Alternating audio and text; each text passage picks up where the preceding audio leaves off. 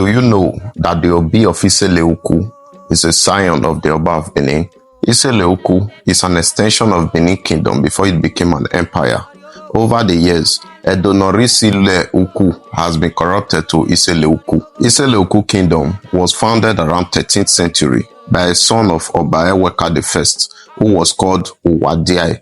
He was conferred with the title Enogi of Isele-Uku by Eweka I. Don't mind my voice and how slow I am on this episode. Just bear with me, I'm a bit under the weather. Eweka's main objective of creating this kingdom was to stop the influx of the Igala fishermen who fished by the banks of the river Niger, because as at that time, the river Niger was the property of the Oba of Benin, and this river was popularly called Ezohimi.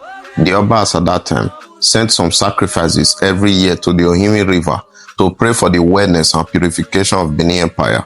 But as at the time Isele-Uku was created, the duty shifted to the Obi of Isele-Uku to carry out these duties. Just as in the palace of the Oba of Benin, the palace of Isele-Uku replicated all the titles that are seen in the palace of the Oba of Benin.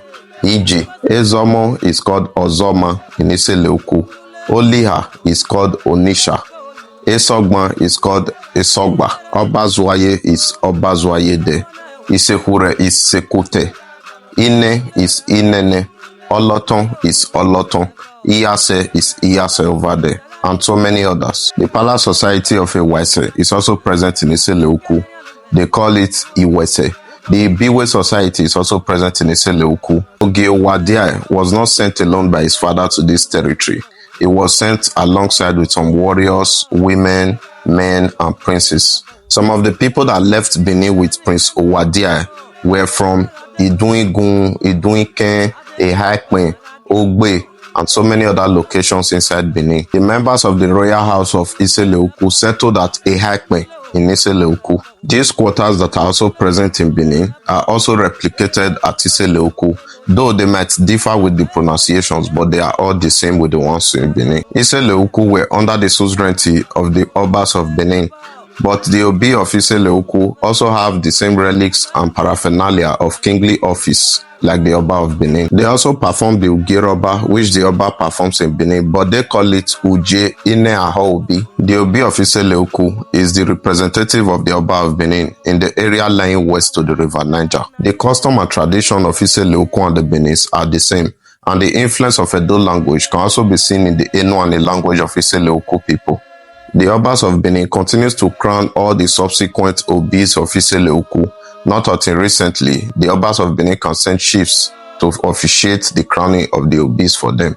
Benin is situated very far away from Isele-Uku. This is why the Isele-Uku language has been influenced by the Easterners, which are the Igbos, but they were the later founded towns. The quarters in Isele-Uku are Ogbolie, Ogbodipo, Idumenein, Ogbeofu, Ogbeowele, Ogbenti, Aniofu, Ishiekpe, Ogboutu, and Idumuahaba. As you all know, the current Obi of Isele-Uku is Obi Unduka Ezeagwona II. The word Obi is an Edo word. It was called Ovi, which was later corrupted to Obi by the eastern people surrounding Isele-Uku people. The Obi of Isele-Uku is the head of all the clans of Eze-Ihimi, who is popularly known as Eze-Chima. Eze-Ihimi was born by Ise, the fourth Obi of Isele-Uku. The name Eze-Ihimi can be compared with that of the Benin war general, Ebo-Ihimi. If Ebo-Ihimi was to be in the eastern region of Nigeria today, they could have corrupted his name as well from Ebo-Ihimi to something else. When Prince Ogun, the first imperial king of Benin, exiled himself due to succession issues, he founded his way to Isele-Uku. He was received by Ise. Ise conferred a title on him in Isele-Uku. Later, the prince returned to Benin to become Oba Ewari I. Till date, all the royal family of Isele-Uku are greeted with the word Oviobariuwa, but today it has been corrupted and shortened to Oliwe. Not until the reign of Oba Esige in 16th century, all the subsequent Obis of Isele-Uku used the title of Enogi, not Obi. During the succession issues of the grandchildren of Eze-Ihimi, Oba Esige mentioned the word Ovise. This word favored Obi Oligbo, and he adopted the word Ovise, which became Ovi, and later it was corrupted to Obi by the eastern people that couldn't pronounce the OVBI. They removed the V and they used OBI, and it became Obi. Till date, they now maintained it as Obi of Isele-Uku. Wherever you see any traditional ruler using the title of Obi, just note that they are of Benin origin.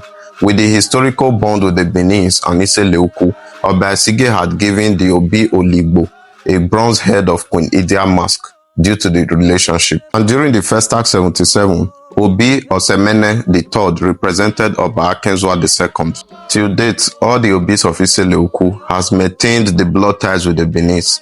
They do visit the palace of the Oba of Benin to reconnect with their ancestral home. The history is deeper than I just explained. The connection is deeper than I just explained. If you're an Isele-Uku man, just see yourself as partly an Edo man and partly an Isele-Uku man, because we are all the same people. Agbogide Olome, Iyade, Doba, Oba Atokpe, Ise.